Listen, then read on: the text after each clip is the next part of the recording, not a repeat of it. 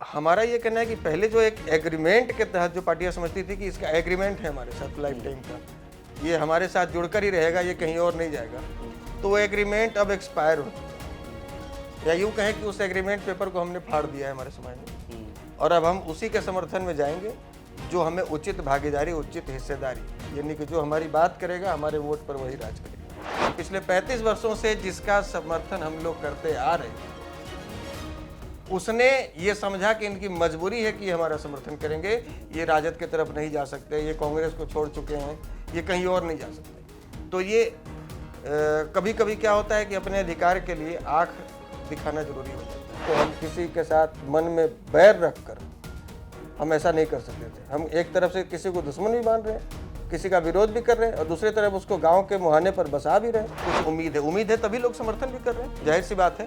उम्मीद है तभी एक साधारण से लड़का जो सेना में कभी सिपाही की नौकरी करके आया, और उसके आह्वान पर लाखों लोग, उस समाज के लोग जिसके बारे में कहा जाता था कि भूमिहार और मेढक कभी तराजू पर नहीं तोले जा सकते, उस समाज के लोग अपने जेब से पैसे खर्च करके गांधी मैदान में लाखों की संख्या में पहुंच गए। तमाम सरकार के द्वारा जो साजिश रची गई कि वो असफल करा दिया जाए, कहीं पुल पर जाम लगाया गया, कहीं गांधी सेतु को जाम लगाया गया, कहीं कोइलवर पुल पर रोका गया, कहीं बाईपास पर जाम लगाया, बावजूद इसके। तो हमारा कहने का मतलब कि आज जो हमको जो सम्मान बिहार के किसी भी कोने में जाते हैं, जो सम्मान मिलता है, जो वो नेता, मंत्री, सांसद, विधायक को नहीं नसीब होगा। उन्होंने, आप गूगल पे सर्च करेंगे बिहार में यादव का दुश्मन कौन, आप इतना सर्च कीजिए, वहाँ भूमिहार दिखाएगा, और ये लिखेंगे भूमिहार का दुश्मन कौन, तो यादव दिखाएगा। तो ये जो माहौल तैयार किया गया है सांप्रदायिक ताकतों के द्वारा, ये दो मजबूत जातियों को आपस में लड़ा कर और हम सत्ता की मलाई खाते रहे। हमारे हजारों एकड़ जमीनों पर लाल झंडे गाड़े गए थे, हमने वो देखा है। हमारे घरों के आगे खड़े ट्रैक्टरों को आग लगा दिए जाते थे, हमारे खलिहान में पुंज को आग लगा दिए जाते थे। उस समय एक भी अपने आप को जो कहता है कि हमने आपको बचाया, भगवा गमछी लेकर हम आए या हाफ पैंट पहनकर आए, एक भी उदाहरण ऐसा नहीं मिलेगा कि कोई इस तरह से हमारे लिए खड़ा होने आया हो। उस समय हमारे लिए कोई खड़ा हुआ तो 80 साल का बुजुर्ग ब्रह्मेश्वर मुखिया खड़े हुए, जो हमारे ही समाज है। नमस्कार, बिहार तक देख रहे हैं आप। हमारे साथ आज गेस्ट के तौर पर हैं आशुतोष कुमार। अब इनका परिचय की जरूरत नहीं, क्योंकि बिहार में पिछले जितने भी चुनाव हुए हों या उपचुनाव, भूमिहारों की तरफ से एक चेहरा दिखा है, वो आशुतोष कुमार का चेहरा है। आरजेजेपी के राष्ट्रीय अध्यक्ष हैं, राष्ट्रीय जन पार्टी बनाई गई है, और ब्राह्मण भूमिहार एकता मंच के भी अध्यक्ष। और सबसे बड़ा इनका परिचय ये है कि अब जहां भी उपचुनाव हो रहा है या चुनाव हो रहा है, उस दौरान इनकी भी मांग बढ़ गई है, और ये सीधे तौर पर कहें तो बीजेपी को नुकसान पहुंचाने लगे हैं। तो अभी हमारे साथ गेस्ट हैं, सीधे सवाल इनसे करते हैं। पहला सवाल यही कि बीजेपी से इतनी तल्खी क्यों? क्योंकि भूमिहार वोटों को लेकर तो ये कहा जाता था कि ये वोट जो है वो बीजेपी के साथ है। तो इन वोटों का एक चेहरा बनना, पहला सवाल तो ये कि इस वोट को चेहरे की जरूरत क्यों पड़ी, और दूसरा कि आप इस वोट को अब दूसरी तरफ क्यों शिफ्ट कर रहे हैं? निर्मोहन जी, सबसे पहले तो आपको, आपकी बिहार तक की पूरी टीम को और बिहार तक के तमाम दर्शकों को मेरा नमस्कार है। जहाँ तक बात बीजेपी से तल्खी की है, तो विगत 35 वर्षों से हम लोग बिना किसी शर्त, बिना किसी मांग, बिना कोई कंडीशन का तन, मन और धन से बीजेपी का समर्थन करते आए हैं। लेकिन वो होता है ना कि जब आप बिना कोई कंडीशन का किसी का समर्थन करने लग जाते हैं, तो वो आपको मजबूर समझने लग जाता है, वो बॉन्डेड लेबर समझने लग जाता है। उनको ये लगता है कि ये हमें छोड़कर कहीं जा ही नहीं सकते, और इनकी मजबूरी है कि हमारे यहाँ ही रहेंगे, हम ही को वोट देंगे। तो इस हिसाब से हमारी राजनीतिक भागीदारी, हिस्सेदारी, चाहे वो लोकसभा की बात हो, चाहे विधानसभा की बात हो, विधान परिषद की बात हो, राज्यसभा की बात, हर जगह हमारी हिस्सेदारी घटाई गई। और धीरे धीरे करके लोकसभा, जैसे कभी एक समय था, खासकर भूमिहार जाति की यदि बात करूं, तो एक समय था जब कांग्रेस को ये समाज सपोर्ट करता था। आज़ादी के बाद श्री बाबू का दौर आया, चाहे जो भी 35 वर्ष पहले, उस वक्त तो सभी सपोर्ट कर रहे थे। जी हाँ, तो उस समय करीब 7-8 लोकसभा सीटों से इस समाज को टिकट मिलता था। और अब धीरे धीरे, जैसे आप मुजफ्फरपुर, जैसे पाटलिपुत्रा, जैसे मोतिहारी, जैसे वैशाली, जैसे महाराजगंज, और अब पिछली बार जहानाबाद भी। एक एक करके आप हमारी हिस्सेदारी काटते जा रहे हैं, हमारी भागीदारी समाप्त करते जा रहे हैं, और अब आप 3 पर ला दिए हैं, यानी कि नवादा, मुंगेर और बेगूसराय। और ऐसे ही हम यदि साष्टांग दंडवत इनके सामने करते रहें तो 2024 में फिर किसी एक सीट पर हमारी हिस्सेदारी काटी जाएगी। और यदि विधानसभा की बात करें तो इस समाज की भागीदारी 54-55 की संख्या में बिहार विधानसभा में हुआ करती थी 35-40 साल पहले, और 2015 में हम घटकर 17 पर आ गए थे। 15 के बाद जब हमें समझ में आई कि हम तो एक तरफ इनको मजबूती प्रदान कर रहे हैं, चाहे वो आर्थिक रूप से, चाहे वो सामाजिक रूप से, राजनीतिक रूप से, तन मन धन से, और ये हमें भीतर भीतर कमजोर करने में लगे।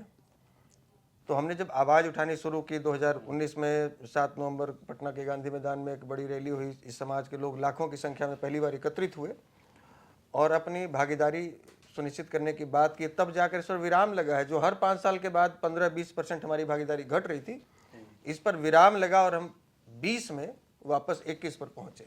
नहीं, एक मेरा सवाल, आपने चूंकि जिक्र किया तो भागीदारी या हिस्सेदारी या सीटों के सामाजिक समीकरण की बात करें, आप कह रहे हैं कि आप इस समाज से वो सीटें छीन ली गई, चाहे आप मुजफ्फरपुर की बात कर रहे थे, जहानाबाद की हम बात कर रहे थे, या बात हम वैशाली की कर रहे थे। तो इन सब चीज़ों में, इस जातीय समीकरण को साधने में कहीं ना कहीं जो आज आरजेडी के साथ हैं वो उस वक्त बीजेपी के साथ थे। तो किसी एक दल को टारगेट करना, या हम यूं कहें कि चूंकि समीकरण ऐसे बनाया गया तो इसलिए लग रहा था कि वो सीट चली गई, क्योंकि नीतीश कुमार तो हमेशा दोनों के साथ रह के ये समीकरण साध रहे थे। जिले तो छीन ही गए, सीटें रिजर्व होती चली गई। इसमें केवल नीतीश कुमार ही दोषी नहीं है। नीतीश कुमार, ये तो 1990 के से अब पूरी राजनीति ही देखिए। जी हाँ, लेकिन तो 1990 से तो वो राजनीति बदली। वो लालू यादव की पूरी राजनीति इस बिसात पर थी कि आप अगड़ों का विरोध कर रहे थे तो पिछड़ी जातियां साथ आई जी। उसके बाद धीरे धीरे वो राजनीति उसमें भी टूट हुई, नीतीश कुमार वहां से निकल के आए। अब ये दौर ऐसा आ रहा है जिसमें अब पिछड़ी जातियां जो हैं, या यूं कहें कि जो पार्टियां उन जातियों से बनी, वो अगड़ों को फिर से पूछ रही है। देखिए सर, ये नीतीश कुमार जी के बारे में थोड़ा सा जानकारी और भी अपडेट हम करना है। नीतीश कुमार जी को लालू यादव जी के विरोध में जब इस समाज ने समर्थन दिया तो उनको एक मुकुट पहनाया गया था, और जब नीतीश जी ने कहा कि ये मुकुट असली है कि नकली है, तो उस समय हमारे समाज के धनाढ्य लोग उस मीटिंग में थे। उन्होंने कहा कि ये समाज कभी नकली मुकुट किसी को नहीं पहनाता है, हम असली मुकुट पहनाए। बोले मुकुट तो पहना दिए, लेकिन मेरे पास पैसा कहाँ है? हम 400 गाड़ियाँ कहाँ से लाएंगे जो क्षेत्र में घूमेंगे? हम 12-12 हेलीकॉप्टर कहाँ से लाएंगे? हम अरबों रुपये कहाँ से लाएंगे? तो किंग महेंद्र जैसे लोग आगे आए, शाही जी जैसे लोग आगे आए, और इनके लिए हेलीकॉप्टर से लेकर गाड़ियों तक की व्यवस्था की, और इनके सिर पर बिहार का ताज रखा। और बाद में ये भी वही किए जो आज बीजेपी कर रही है, कि जो संबल प्रदान किए, जो इनको ताकत दिए, बाद में उसी का पैर कतरने लग गए। तो आज नीतीश जी की भी स्थिति हुई। 2020 में चुनाव हुआ, इस समाज ने तो बिल्कुल सिरे से नकार दिया, और लोकसभा में यदि कहें 2014 में ही ये समाज उनको नकार चुका था, जब ये बीजेपी से अलग होकर चुनाव लड़े थे। राजद अलग लड़ी थी, बीजेपी अलग लड़ी, और ये अलग लड़े थे। उस समय ही शायद 1% भी हमारे समाज का वोट इनको नहीं गया होगा। तो हमारा ये कहना है कि पहले जो एक एग्रीमेंट के तहत जो पार्टियां समझती थी कि इसका एग्रीमेंट है हमारे साथ लाइफ टाइम का, ये हमारे साथ जुड़कर ही रहेगा, ये कहीं और नहीं जाएगा, तो वो एग्रीमेंट अब एक्सपायर हो चुका है, या यूं कहें कि उस एग्रीमेंट पेपर को हमने फाड़ दिया है हमारे समाज ने, और अब हम उसी के समर्थन में जाएंगे जो हमें उचित भागीदारी, उचित हिस्सेदारी, यानी कि जो हमारी बात करेगा, हमारे वोट पर वही राज करेगा। नहीं तो जैसे चूंकि आप जाते हैं जनता के बीच, हमने अक्सर देखा कि चुनाव के दौरान आप घूम रहे थे, तो जब इस समुदाय से आप बात करते हैं तो वो कौन सी बातें हैं जो निकल के आती है, वो कौन सी तलखी है जो लगता है कि नहीं वो अब कचोट रही है कहीं, कि अब आपको रुख बदलना होगा? दूसरी, क्योंकि हमने देखा पिछले एमएलसी चुनाव में ही देखा कि 6 लोग जीत कर आए, काफ़ी चर्चा हुई, इवन मतलब ये उस वक्त कहा जाने लगा कि ये A to Z वाली पार्टी है, लेकिन उसके बाद फिर कुछ घटनाक्रम हुए, उस पर बाद में मैं जिक्र करूंगा। लेकिन आपके पास वो समस्याएं क्या आती, ये जातियां कहती क्या है? क्योंकि अगर आप सीधे तौर पे देखें तो राजनीतिक जानकार ये कहते हैं कि ये जाति तो अब बिहार की पलायन वाली जाति है, जिसने सबसे ज़्यादा पलायन किया और जिनके पास भी ज्ञान आया या पैसा आया वो स्टेट को छोड़कर कहीं और शिफ्ट हो चुके हैं। तो देखिए, ये तो आपका सवाल बिल्कुल जायज़ है कि जिस समाज ने इस देश के सर्वांगीण विकास के लिए अपना सर्वस्व न्यौछावर किया, और एक आंकड़े के मुताबिक बिहार में भूदान मुहिम के तहत गरीब दलितों को बसाने के लिए, गरीब जो पिछड़े समाज के लोग हैं, जो भूमिहीन थे, उनको घर बनाने के लिए, मठ मंदिर बनाने के लिए, सरकारी विद्यालय, सरकारी कॉलेज, सरकारी हॉस्पिटल बनाने के लिए एक सर्वे के मुताबिक 33 लाख एकड़ जमीनें दान में दी। और आज इस समाज को इस प्रकार से हाशिए पर रखा गया कि ये बाहर दिल्ली जैसे शहरों में आकर लोग सिक्योरिटी गार्ड की नौकरी करने को मजबूर हैं, महिपालपुर सब्जी मंडी में नीचे सब्जी बिछाने को मजबूर हैं, और जो मंडी में गाड़ियां आती हैं वहाँ पलदारी करने का काम कर रहे हैं लोग। और यही नहीं, आप सुलभ शौचालय में यदि आप दिल्ली स्टेशन के बाहर चले जाएंगे तो जितने भी शौचालय सफाई कर्मी का काम कर रहे हैं सबके सब ब्राह्मण भूमिहार हैं। तो आज हमारी स्थिति है कि हम वहाँ से पलायन होकर बाहर गए हैं। लेकिन यदि वोट की ताकत की बात करें तो हमारा प्रभाव इस प्रकार से है, चूंकि अन्य वर्गों के साथ में हम लोगों ने एक ऐसा सामंजस्य बनाकर रखा है कि हम गांव से पलायन तो जरूर किए हैं, लेकिन जो लोग भी गांव में हैं, यदि 50%, यदि 100 घर गांव में है और 50 घर कहीं बाहर रह रहा है, 50 घर है, तो अन्य समाज के लोग भी इनसे प्रभावित होकर ये जहां चाहते हैं वहां वोट करते हैं। वर्चस्व वाली बात नहीं, वर्चस्व वाली बात नहीं है, क्योंकि हमारे पूर्वजों ने एक प्रथा चलाई थी। देखिए, एक सामंजस्य की बात हम कर रहे हैं।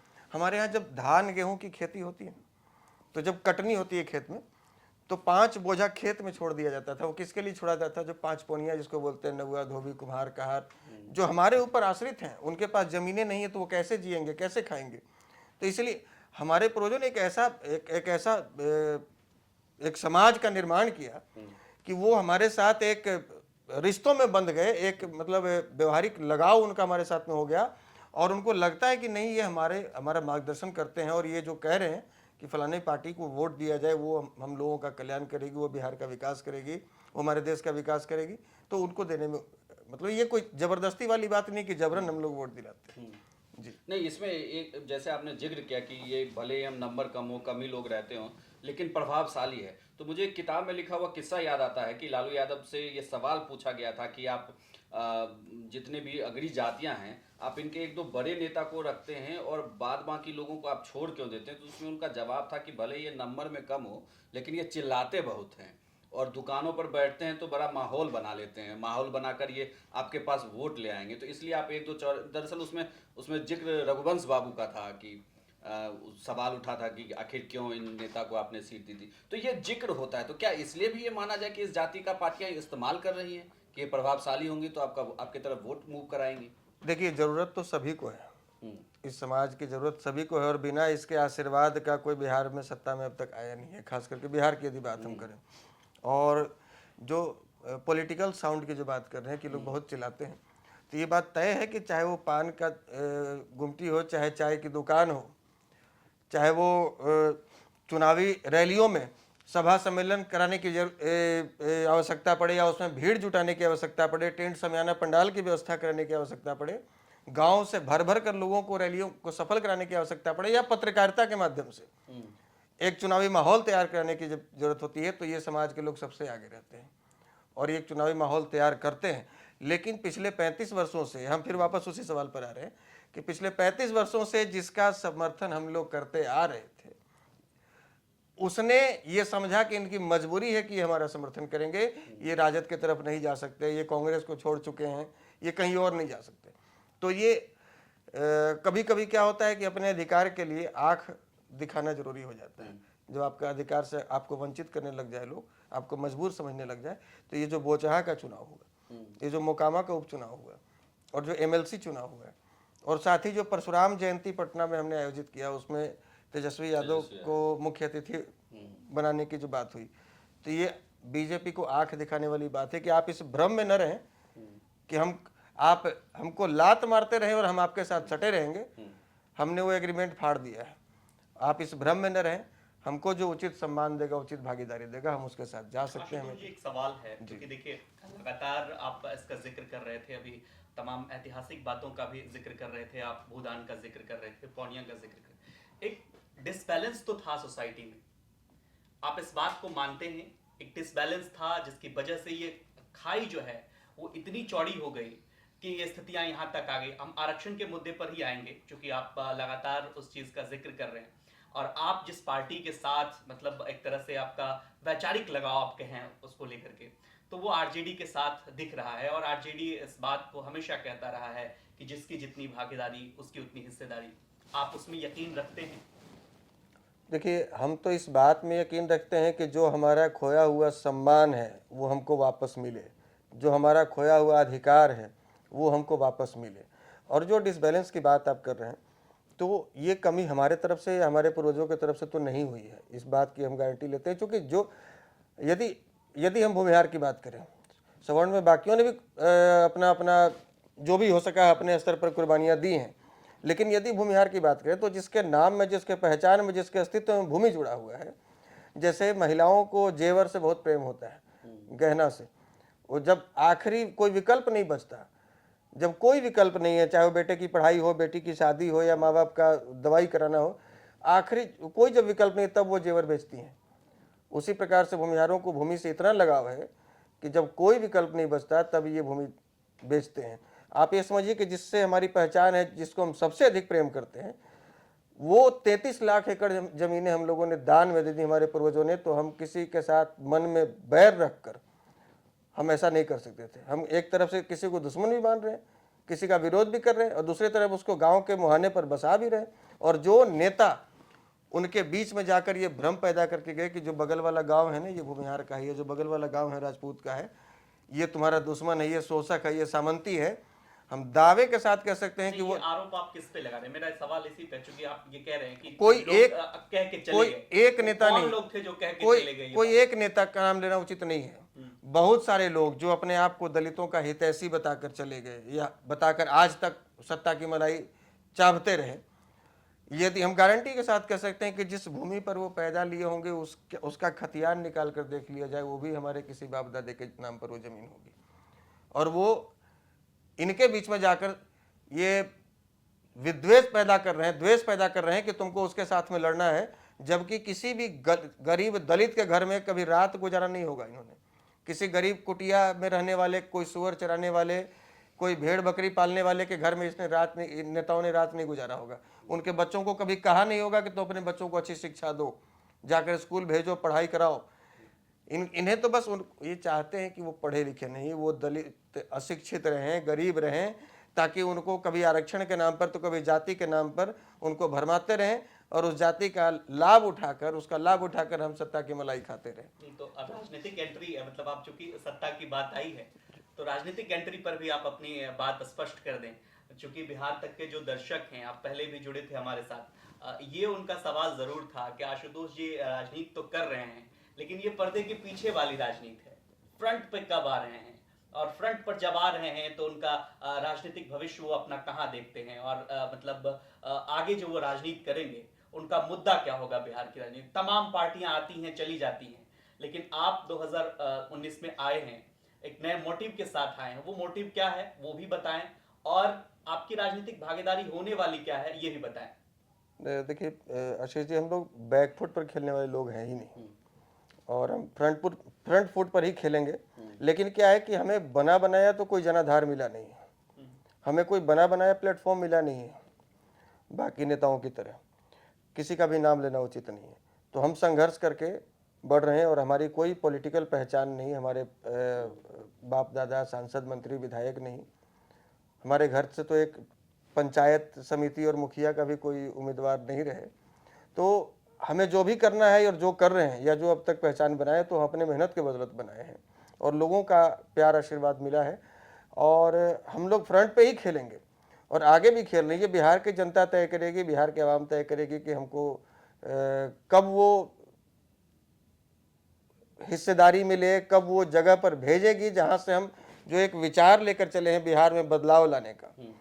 बिहार की जो स्थिति हम लोग देखते हैं, हम लोग तकरीबन सभी राज्य में घूमे हैं, और बिहार की जो स्थिति देखते हैं, बिहारियों की जो स्थिति देखते हैं, उसको देखकर राजनीति तो अपनी जगह पर है इंद्रमोहन जी, राजनीति अपनी जगह पर है, लेकिन पीड़ा बहुत होती है, तकलीफ बहुत होती है। एक श्री बाबू का भी शासनकाल हम लोगों ने देखा है, डॉक्टर श्री कृष्ण सिंह जी का, जब बिहार इस देश का सबसे विकसित राज्यों की श्रेणी में सबसे पहले पायदान पर था, और आज विगत 30-35 वर्षों में बिहार के नेताओं ने बिहार को सबसे निचले पायदान पर खड़ा करके छोड़ दिया है, बिहार को बेरोजगार पैदा करने वाली फैक्ट्री बनाकर छोड़ दिया है, और बिहारी शब्द को गाली बनाकर छोड़ दिया है। और एक बिहारी होने के नाते मेरे सीने में इस बात को लेकर बहुत तकलीफ है और बहुत पीड़ा होती है, और जिसको पीड़ा नहीं होती है उसके भीतर का बिहारीपन मर चुका है, उसको जगाने की आवश्यकता है। आशुतोष जी, अभी आप आशीर्वाद की बात कर रहे थे कि जनता के बीच जाएंगे, जनता आपको आशीर्वाद देगी, लेकिन सवाल ये है कि जिन लोगों की आप बात कर रहे हैं वो आपको आशीर्वाद क्यों देगी, आप पे भरोसा क्यों जताएगी? आप प्रतिनिधित्व कर रहे हैं भूमिहार और ब्राह्मण एकता मंच की और जाति की, इस तरीके से बात कर रहे हैं, आपने अब तक क्या किया है उनके लिए? देखिए, जिनको करने का मौका मिला उन्होंने तो कुछ किया नहीं जी। और यदि तो आपने बीड़ा उठाया है और ना? यदि ब्राह्मण भूमिहार के प्रतिनिधित्व की बात करते हैं तो बिहार ही नहीं, केरल जैसा राज्य जहाँ सबसे ज्यादा लिटरेसी रेट है, वहाँ भी जाति पीछा नहीं छोड़ती। और यदि जाति की राजनीति करने का आरोप यदि मेरे ऊपर लग रहा है तो ये आरोप फिर नीतीश कुमार जी पर भी लगना चाहिए, ये आरोप नरेंद्र मोदी जी पर भी लगना चाहिए, ये आरोप लालू प्रसाद यादव जी पर भी लगना चाहिए, ये आरोप स्वर्गीय रामविलास पासवान जी पर भी लगना चाहिए। आरोप क्या लगने हैं इसमें? सब जानते हैं कि जाति की राजनीति बिहार में होती है। तो यही कहना है कि जब नीतीश जी कुर्मी चेतना फ्रंट के बैनर तले पटना में कार्यक्रम करके और बिहार में 17 साल तक सीएम बने रह सकते हैं और बिहार के तमाम जातियों के लोग उनको वोट दे सकते हैं, तो भूमिहार ब्राह्मण एकता मंच फाउंडेशन से स्टार्ट करके और हम लोग बिहार का प्रतिनिधित्व तो क्यों नहीं कर सकते हैं, क्यों नहीं मौका मिलना चाहिए। और जहाँ तक बात रही भूमिहार ब्राह्मण एकता मंच से शुरुआत करने की, तो पहले घर को एक किया जाता है, तब गांव को एक करने का हम ठेका ले सकते हैं। लोगों के बीच में गए हैं अभी तक आप, कितना समर्थन मिला लोगों का? लोगों क्या के response आया? लोगों के बीच में हम लोग जाते हैं और पैदल जाते हैं, और बाकी नीतीश कुमार जी की तरह हेलीकॉप्टर से नहीं घूमे। हम लोग पैदल गए हैं, ऐसे दरी पर बैठते हैं, चारपाई पर बैठते हैं, खटिया चौकी पर बैठते हैं, बाबा चाचा भैया से उनकी समस्याओं को जानते हैं। और आपको जानकारी दूं कि बिहार में अब तक हम लोग 3800 से अधिक गाँव का दौरा किए। नेपाल बॉर्डर से लेकर यूपी बॉर्डर तक, जहां बिहार शुरू होता है और जहां पर समाप्त होता है, उसके 3800 गांव का हम लोगों ने दौरा किया और अलग अलग क्षेत्रों की अलग अलग समस्या है, उनकी समस्याओं को जानने का प्रयास किया। कहीं बिहार में सुखाड़ से लोग परेशान हैं, कहीं बाढ़ से लोग परेशान हैं, कहीं अपराध से लोग परेशान हैं। तो बिहार की अलग अलग समस्या है, हर क्षेत्र की अलग समस्या है। हम केवल पार्टी बना लें, हम केवल संगठन बना लें, हम केवल मीडिया और सोशल मीडिया में केवल चिल्लाएं कि हम बिहार में बदलाव लाना चाहते हैं। यदि आप डॉक्टर हैं और आपके पास कोई मरीज आया है तो पहले उसके बीमारी के जड़ तक जाना होगा। यदि आप ठीक करना चाहते हैं तो उसके लिए एक्सरे, अल्ट्रासाउंड, थर्मामीटर सब लगाना होगा। तो वो लगाने के लिए हम लोग बिहार के 3800 गांव तक पहुंचे हैं। जो मुहिम लेकर के आशुतोष कुमार बिहार में आए हैं, इस मुहिम के साथ बहुत सारे नेता हैं जो अब नए अब उतर रहे हैं बिहार में। हाँ, इसी से मेरा एक सवाल भी बनता है आपसे, चूंकि आपने जिक्र किया, जितना मैं एग्जाम्पल अगर देखूं, देखिए यादव की राजनीति करते हुए लालू यादव आए, उनका परिवार बड़ा हो गया। नीतीश कुमार आए, हालांकि उनके परिवार से कोई नहीं आया, लेकिन उसी समुदाय से नेता बड़े निकले वहाँ से।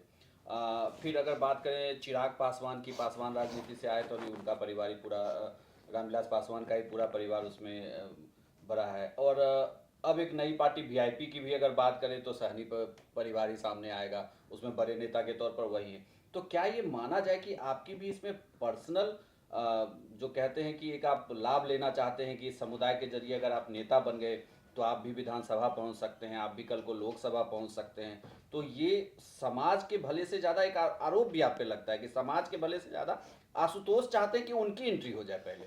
देखिए, सबसे पहली बात है कि आप समाज यदि ये उम्मीद लगाता है, समाज को यदि ये उम्मीद लगाए हुए कि आशुतोष से कुछ उम्मीद है तभी लोग समर्थन भी कर रहे हैं। जाहिर सी बात है, उम्मीद है तभी एक साधारण से लड़का जो सेना में कभी सिपाही की नौकरी करके आया और उसके आह्वान पर लाखों लोग, उस समाज के लोग जिसके बारे में कहा जाता था कि भूमिहार और मेढक कभी तराजू पर नहीं तोले जा सकते, उस समाज के लोग अपने जेब से पैसे खर्च करके गांधी मैदान में लाखों की संख्या में पहुंच गए।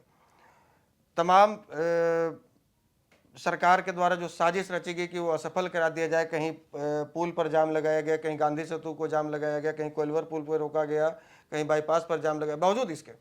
तो हमारा कहने का मतलब कि आज जो हमको जो जो सम्मान बिहार के किसी भी कोने में जाते हैं, जो सम्मान मिलता है वो नेता, मंत्री, सांसद, विधायक को नहीं नसीब होगा।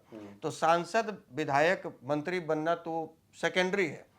प्राइमरी ये है कि समाज की आवाज़ हम बने, और समाज की आवाज़ बने तो सड़कों पर संघर्ष करने से कितना लाभ मिलेगा, और सदन में जाकर यदि उसी बात को हम रखते हैं तो कितना लाभ मिलेगा, इस बात का आकलन समाज खुद करे, समाज खुद तय करे। सबको पता है कि हमारी सारा पावर विधानसभा और लोकसभा के चार दीवारी के भीतर कैद है। तो जब तक वैसे लोग जो इनके अधिकार की बात करने वाले हों वहां नहीं पहुंचे, हम ये नहीं कहते केवल सवर्णों की ही बात हो, केवल भूमिहारों की ही बात हो। हम यदि अपना आदर्श डॉक्टर शक्ति सिंह जी को मानते हैं, हमारी पार्टी के, हमारे संगठन के बैनर में सबसे ऊपर तस्वीर उन्हीं का लगता है। तो उन्होंने तो अपना पूरा जीवन दलितों के उत्थान के लिए लगाया। उन्होंने तो देवघर के मंदिर में हजारों दलितों को प्रवेश करवाया, उसके लिए बहुत विरोध भी झेलना पड़ा, जमींदारी प्रथा समाप्त की। तो हम उनको आदर्श मानते हैं। तो आदर्श केवल तस्वीर में, बैनर में लगाने के लिए नहीं, उनके दिखाए रास्ते पर चलने के लिए। तो हम कभी भी दलित हो, पिछड़ा हो, अल्पसंख्यक हो, उनका विरोधी हो ही नहीं सकते हैं।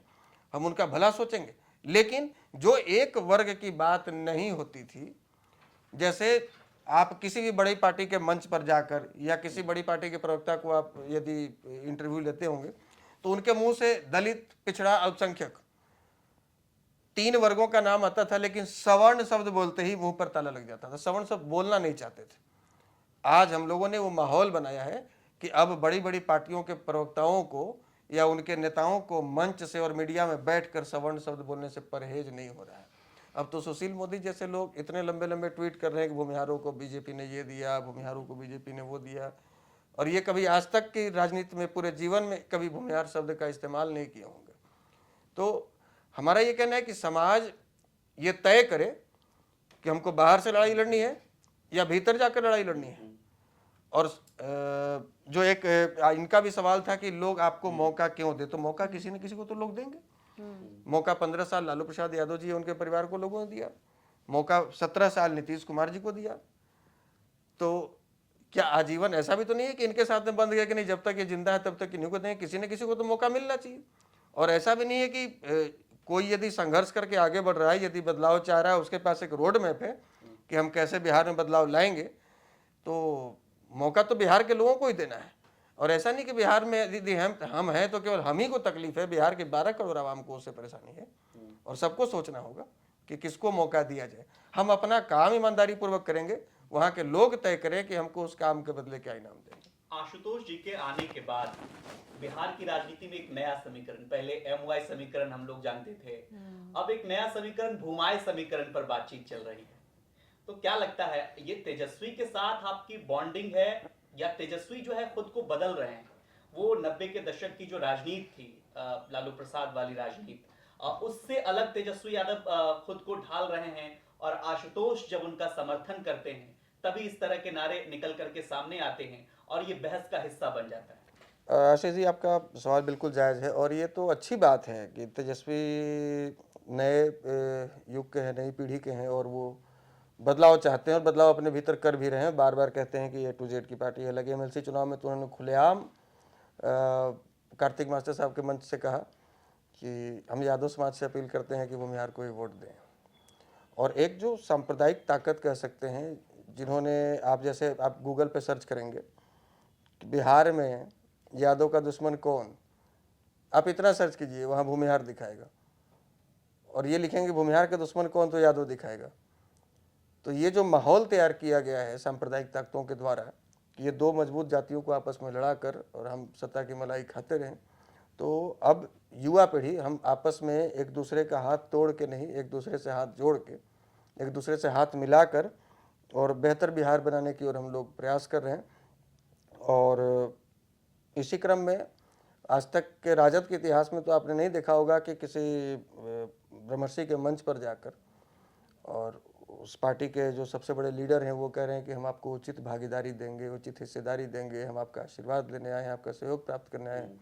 तो ये बड़ी बात है, वो अपने भीतर बदलाव लाए हैं या उनका नया सोच है, तो अच्छी बात है। हम लोग पुरानी बातों में पड़े रहेंगे कि नहीं वो तो ऐसे हुआ, पिछले 30 साल पहले ऐसे हुआ था, 40 साल पहले ऐसे हुआ था। तो भाई आपके लिए भला कौन किया? आपका भला कौन किया?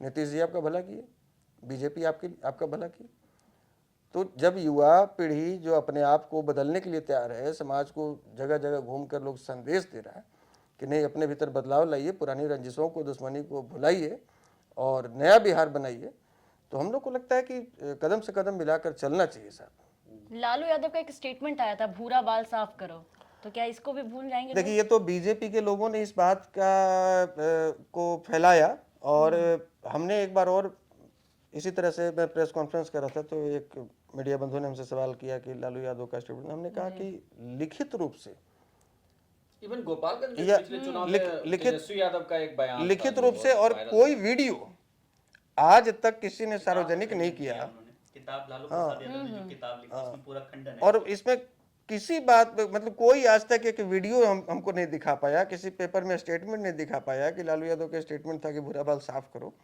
तो ये जो लोग जो माहौल बनाते हैं ना कि आज आप जिनसे रोजगार की बात करते हैं तो वो पाकिस्तान की बात करते हैं, आप उनसे महंगाई की बात कीजिएगा तो वो इस्लाम की बात करेंगे।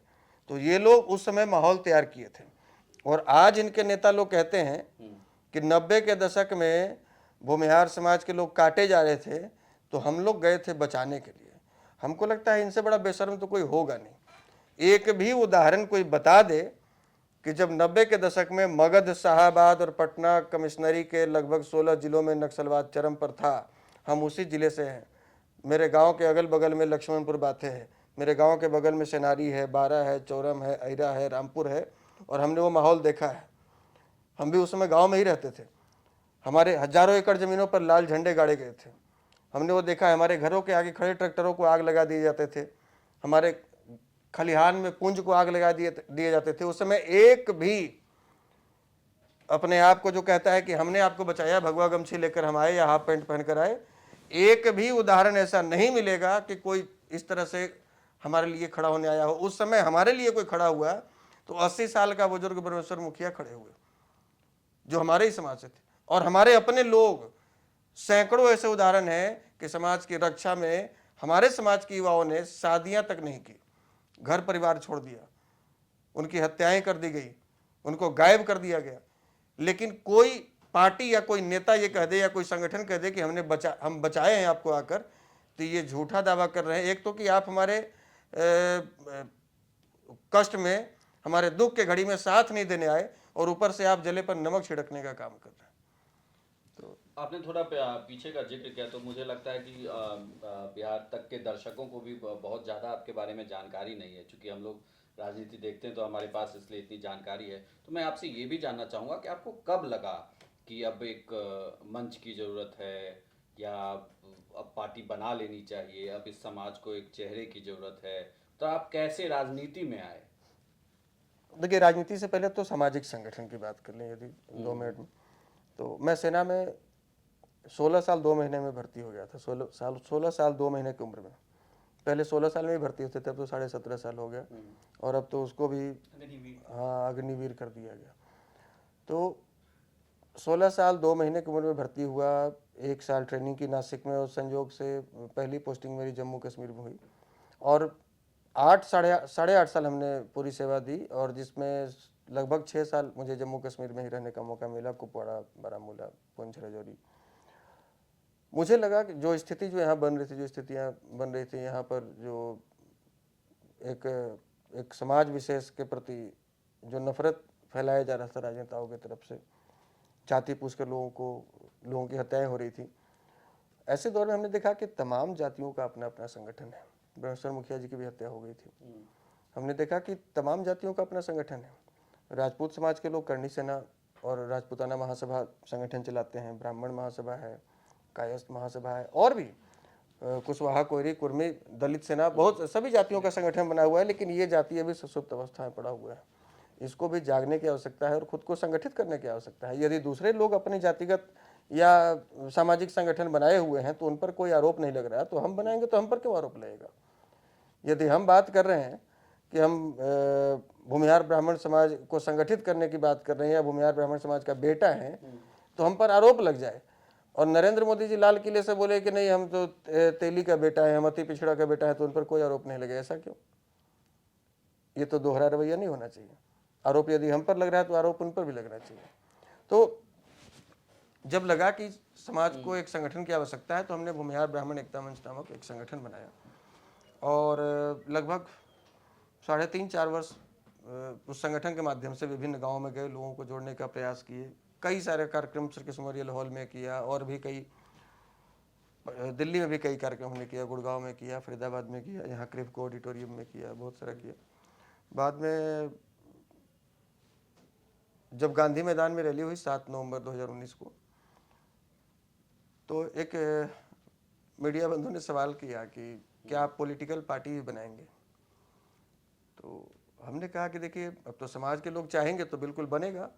और बोले कि क्या भूमिहार ब्राह्मण सवर्णों को लेकर पार्टी बनाएंगे? हम बोले जब बिहार में जाति के हिसाब से ही पार्टी बननी है तो फिर कुर्मियों की पार्टी हो सकती है, यादवों की हो सकती है, पासवानों की हो सकती है, मल्लाहों की हो सकती है, माझी की हो सकती है, तो फिर भूमिहार ब्राह्मण सवर्णों की पार्टी क्यों नहीं हो सकती है? हम लोग अछूत थोड़ी है। तो वहाँ हमने गांधी मैदान से जब लोगों से पूछा पहले कि क्या अपना एक राजनीतिक विकल्प होना चाहिए और यदि होना चाहिए तो दोनों हाथ खड़ा करें, तो लाखों की संख्या में जो लोग आए सबने दोनों हाथ खड़ा करके बोला नहीं कि अब अपना विकल्प होना चाहिए, हम लोग कभी कांग्रेस कभी भाजपा के पीछे नहीं चलेंगे। तो हमने एक विकल्प दिया और अभी तो शुरुआत है, धीरे धीरे हम लोग आगे बढ़ा रहे हैं, गांव-गांव तक पार्टी की विचारधारा को पहुंचा रहे हैं और भविष्य में बेहतर से और बेहतर करने का प्रयास कर रहे हैं। नहीं तो जैसे अब लोकसभा चुनाव आने वाला है, उसके बाद फिर बिहार का विधानसभा चुनाव भी आएगा, अब समीकरण भी बदला है। देखा जाए तो जो आप समर्थन की बात कर रहे हैं वो स्टैंड भी अब थोड़ा थोड़ा बदल रहा है। तो ऐसे में क्या ये माने कि आप लोकसभा चुनाव में भी अपनी तरफ से उम्मीदवार देंगे या आप इन पार्टियों के साथ समझौता करके अपने उम्मीदवारों को उतारेंगे या आप खुद मैदान में उतरेंगे चुनाव लड़ने के लिए? देखिए हमने तो खुद के बारे में भी कोई फैसला नहीं किया है और लेकिन ये तय है कि हम उम्मीदवार उतारेंगे, अपनी पार्टी से उतारेंगे। और हमने कुछ लोकसभा क्षेत्रों को चिन्हित भी किया है, लगभग 1 दर्जन लोकसभा क्षेत्र हैं जहां से हम लोग उम्मीदवार उतारेंगे और उसमें हम लोग बहुत जल्द ही ग्राम चौपाल की शुरुआत करने जा रहे हैं। उन लोकसभा क्षेत्रों के तमाम गाँव में हम लोग जाएंगे, 10 मिनट 20 मिनट आधा घंटा जितना भी समय हम लोग दे पाए गांव में जाएंगे, लोगों के बीच में अपनी बात रखेंगे, लोगों की भी राय मशवरा जो उनकी तरफ से मिलेगा वो भी हम लोग समझने का तो प्रयास क्या आप करेंगे। किसी से गठबंधन करेंगे? हम पहले तो खुद को मजबूत कर रहे हैं और जो हमें लोकसभा में या 25 के विधानसभा में जो हमें उचित भागीदारी के साथ साथ, ये भागीदारी कितनी होगी? उचित भागीदारी क्या कही सर हम ये तो 100% भी देखिए हो सकता है। 40 लोकसभा सीटें, हम 5% के लोग हैं और हम कहेंगे हमें 50% दे देंगे, देखिए तो उचित भागीदारी कैसे? 5% तो अभी कैसे कंफर्म कर सकते जो भी है मतलब ओवरऑल डेटा तो अभी खैर जातीय जनगणना हुआ नहीं है। 31 के बाद तो कोई जनगणना हुआ नहीं। वही मैं कह रहा हूं। और फिर भी मतलब ये भागीदारी का परसेंटेज क्या होगा? ये हम क्या भागी मांगे? देखिए सर 40 लोकसभा 243 विधानसभा है तो हमारी भागीदारी ये जो 30 साल पहले 35 साल पहले जो हुआ करती थी तो उससे जनसंख्या तो हमारा बढ़ा ही है, घटा तो है नहीं, सबका बढ़ रहा है तो हमारा भी बढ़ा है। तो वो भागीदारी हमको कम से कम उतनी मिलनी चाहिए। जो सीटें हमारी थी जो साजिशन दूसरे के कोटे में दे दी गई हैं वो सीटें हमको वापस चाहिए। लेकिन करंट सिनेरियो में अगर 2 गठबंधन दलों की बात करूं मैं, अगर मैं कहूं कि ये महागठबंधन है और दूसरी तरफ एनडीए है, तो इस सिनेरियो में तो ये लगता नहीं कि पॉसिबल है। तो क्या ये मान के चले कि आशुतोष 12 सीटों पर अपने उम्मीदवार उतार देंगे, उन्हें किसी से गठबंधन? देखिए हम लोग लगभग 1 दर्जन लोकसभा सीटों पर अपनी तैयारी बहुत मजबूती से कर रहे हैं और यदि आपका गठबंधन किसी के साथ होता है या बात होती है, जब टेबल टॉक होता है, तो ऐसा नहीं है कि जब हम ही कह रहे हैं तो सारी बातें हमारी मान ली जाएंगी। वहाँ दोनों तरफ से समझौता होता है। तो कुछ सीटें ऐसी भी हैं जहाँ पर हम लोग समझौता करेंगे, लेकिन कुछ सीटें ऐसी हैं जहाँ हम लोग बिल्कुल समझौता नहीं करेंगे। अब इसी से लगा हुआ एक सवाल है, जैसे सपोज करिए कि बीजेपी ने बेगूसराय में भूमिहार कैंडिडेट उतार दिया, गिरिराज सिंह ही उम्मीदवार हुए, अगर माना जाए एक हाइपोथेटिकल, चूंकि अभी सांसद हैं, तो क्या ये मान लिया जाए कि आप वहां भी उम्मीदवार देंगे या उस सीट पर आप गिरिराज सिंह को समर्थन करेंगे? नहीं, गिरिराज सिंह को समर्थन क्यों करेंगे? जब हमारी अपनी पार्टी है तो हम अपना कैंडिडेट देंगे।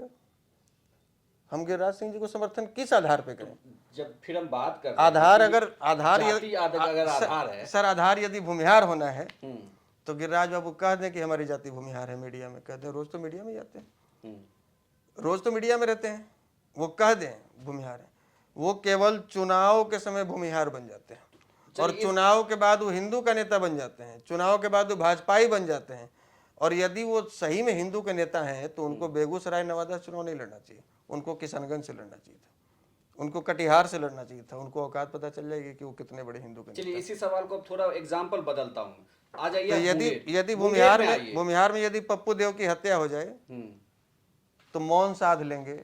सोशल मीडिया के माध्यम से, ट्वीट के माध्यम से, फेसबुक के माध्यम से लाखों टैग किए गए इनको, हम्म, और ये इनको नहीं दिखा, बिल्कुल चोंच नहीं खोले, अपना बंद रखे।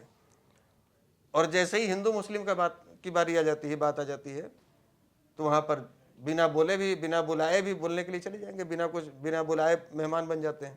पप्पू देव की हत्या होती है, एक सवाल ये भी उठता है, क्योंकि देखिए कानून व्यवस्था से जुड़ा हुआ सवाल है, और आज वही लोग सरकार में हैं, ठीक है, नीतीश कुमार तो लगातार मुख्यमंत्री हैं ही। आप उस फोरम पे क्या आवाज उठाए? वो हत्या बहुत बड़ी हत्या थी और कहा जा रहा था कि उसमें बहुत सारे लोग संलिप्त हैं। अब तक उस मामले में क्या हुआ, और क्या वो मामला वहीं दब गया या आशुतोष उस मामले को आगे लेके जा पप्पू देव की हत्या जिस दिन हुई, उस दिन पटना से सहरसा पहुंचने वाला सबसे पहले मैं शख्स था, और मेरे पहुंचने के बाद ही चाहे जो भी लीडर पहुंचे हों, मेरे पहुंचने के बाद पहुंचे हैं। और मैं उस समय पहुंच गया था जिस समय उनके दरवाजे पर डेड बॉडी पड़ा हुआ था। वहाँ से हमारे पास लाइव भी पड़ा हुआ है हमारे फेसबुक माध्यम से। और कई ऐसे प्रशासनिक अधिकारी जो सेवानिवृत्त हो चुके हैं, किसी का नाम लेना उचित नहीं है, उनसे हमने राय मशवरा लिया। कई ऐसे सीनियर एडवोकेट थे उससे हमने उन लोगों से हमने राय मशवरा लिया, और उनके परिवार से लगातार संपर्क में रहे, उनकी पत्नी से लगातार हम लोग संपर्क में रहे। और उनको ये भी हमने कहा कि यदि आप कोर्ट के माध्यम से न्याय चाहते हैं, यदि आप प्रशासनिक अधिकारियों के खिलाफ, जो भी इसमें दोषी अधिकारी हैं जिन्होंने मारपीट करके इनकी हत्या की, उनके खिलाफ यदि रीट याचिका दायर करना चाहते हैं, तो हम अपने तरफ से सीनियर एडवोकेट भी आपको मुहैया कराएंगे, यानी कि एडवोकेट का जो खर्च होगा हम संगठन के स्तर पर करेंगे, और बाकी जहाँ भी सशरीर हमको उपस्थित होने की आवश्यकता पड़ेगी हम लोग करेंगे। अब परिजनों ने क्या सोचा, नहीं सोचा, स्टेप आगे नहीं बढ़ाए, तो फिर हम तो उनके परिवार से भी नहीं, हम अपने तरफ से पूरी ताकत के साथ में वहाँ गए। दोबारा फिर गए, जब सहरसा बंद कराना था हमको, तो सहरसा बॉर्डर पर ही रोक दिया गया, और 4 घंटे तक प्रशासन के लोग हमको वहाँ बैठा कर रखे। पूरे काफिला के साथ हम जा रहे थे, सहरसा टाउन में हमको एंटर नहीं करने दिया गया। और जितने भी लोग, हजारों लोग जो इकट्ठे हुए थे, सबको फिर भीड़ को तितर बितर कर दिया गया। तो हमने अपने स्तर पे जितनी जो मेरे हिस्से में लड़ाई थी, हमने ईमानदारी पूर्वक लड़ा है। अब यदि आपके परिवार के साथ कोई घटना घटे या मेरे साथ कोई घटना घटे, तो मेरे परिवार के लोग यदि आगे नहीं आएंगे तो दूसरे लोग कितने आगे आएंगे। एक मेरा मतलब जाते जाते आखिरी सवाल, जिस समाज के नेतृत्व की आप बात कर रहे हैं, यहाँ एक बड़ी समस्या है जो हमें देखने को अक्सर मिलती है, चूंकि हम सब लोग बिहार के ही हैं, कि पढ़ने के लिए बच्चा निकल तो रहा है, लेकिन फीस की बात करें तो फीस इतनी ज़्यादा है कि कहीं ना कहीं इस तबके को भी दिक्कत हो रही है। हम भले कहें कि हमारे पास जमीन सैकड़ों बीघे में पड़े हो, लेकिन मिट्टी देके तो फीस भरी नहीं जाएगी। तो क्या आशुतोष इस तरीके का कुछ मदद कर रहे हैं उन छात्रों को कि जिन्हें कहा जा सके कि आप इस फोरम पर आइए, आशुतोष आपकी मदद करेंगे। अगर आपकी इंजीनियरिंग कॉलेज में कहीं एडमिशन हो रही है और उन्हें फीस में कुछ कमी हो रही है, तो आशुतोष कहें कि नहीं हम मदद के लिए आएंगे, आप आइए हमारे पास, हमारे इस फोरम। देखिए, बहुत सारे ऐसे इंस्टीट्यूशंस हैं जो जिनसे हम लोगों ने बात, ऐसे तो समाज के बहुत सारे इंस्टीट्यूशंस हैं जिनसे हम लोगों ने बात किया, और वो इस बात को लेकर एग्री करते हैं कि हाँ, यदि समाज का बच्चा है, टैलेंटेड है, पढ़ना चाहता है, तो हम उसको फ़ी में छूट देंगे या फ़ी नहीं लेंगे। कई ऐसे इंस्टीट्यूशन है और कई ऐसे उदाहरण भी है जहाँ हम लोगों ने बच्चों को एडमिशन करवाया है। और बाकी संवैधानिक लड़ाई लड़ने की यदि बात हो कि जैसे फ़ी में रिलैक्सेशन की बात, EWS वाले स्टूडेंट्स को खास करके, तो हम लोगों ने विजय चौक पर पिछले साल प्रोटेस्ट किया था, 2019 में किया था, 20 में ही किया था विजय चौक पे, और वो लॉकडाउन के दरमियान किया था। लॉकडाउन के दरमियान जब वहाँ पे 4 लोग इकट्ठे नहीं हो सकते थे, वहाँ पर हम लोगों ने 400 की संख्या में लोगों को इकट्ठा किया, क्योंकि बहुत दिन से सड़कों पर संघर्ष कर रहे हैं, कोई सुन नहीं रहा, ना तो एज में रिलैक्सेशन मिल रहा है, ना फी में मिल रहा है। तो फिर ये जो EWS का झुंझुना आप क्यों थमाए हमको? जब आप रिजर्व कैटेगरी में EWS स्टूडेंट्स को डाल दिए, तो फिर उनके साथ भी भेदभाव क्यों? रिजर्व कैटेगरी में भी भेदभाव वाले कैटेगरी में भी भेदभाव कर रहे हैं। यदि आप ओबीसी को, यदि आप एससी एसटी को, यदि आप ईबीसी को उम्र सीमा में और फी में छूट दे रहे हैं, तो गरीब सवर्ण छात्रों को भी उम्र सीमा और फी में छूट मिलनी चाहिए। ये संवैधानिक मांग है हमारी। तो इसको लेकर हम लोगों ने प्रोटेस्ट किया था। हालांकि सैकड़ों साथी हमारे गिरफ्तार हुए थे, सब पर एफआईआर होना था। हमने एसएचओ से रिक्वेस्ट किया कि इनमें किसी की कोई गलती नहीं है, हमने सबको बुला कर लाया, आपको जितना एफआईआर करना है मेरे ऊपर कीजिए। तो अभी 19 तारीख को हमारी फिर पटियाला हाउस कोर्ट में पेशी है। हर महीने पेशी होती है।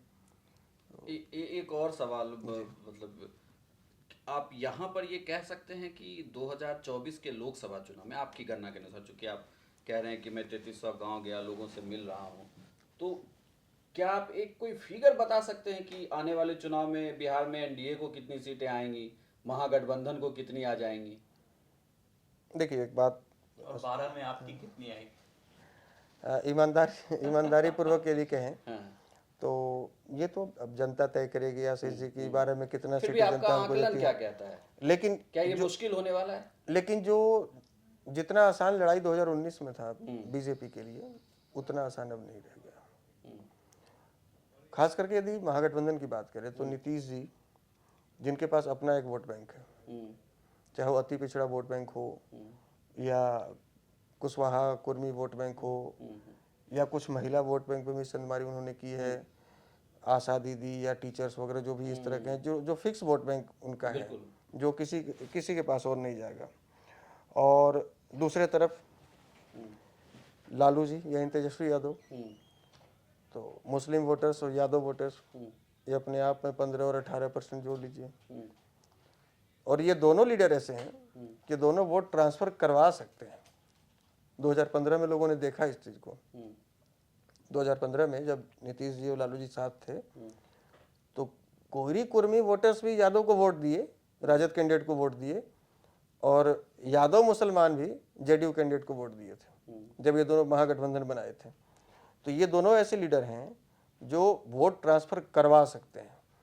तो जो था ना पहले कि गिरिराज बाबू 1.5 लाख वोट से जीते, फलाने बाबू 1 लाख वोट से जीते, फलाने बाबू 2 लाख से जीते, अब वो स्थिति नहीं रहेगी।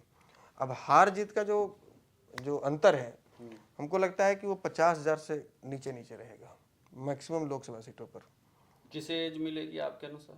अब उसमें 50,000 जो अधिक ला दे उसकी जीत होगी।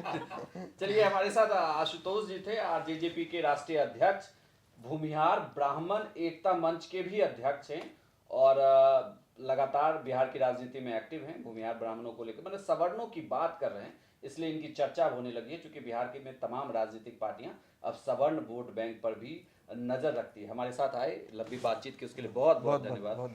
बिहार तक पर ये स्पेशल शो जिसमें आज हमारे गेस्ट थे आरजेजेपी के राष्ट्रीय अध्यक्ष आशुतोष कुमार। आगे भी हम बड़ी शख्सियत के साथ ऐसे ही मुलाकात आपसे करवाते रहें। तब तक के लिए दीजिए हमें इजाजत।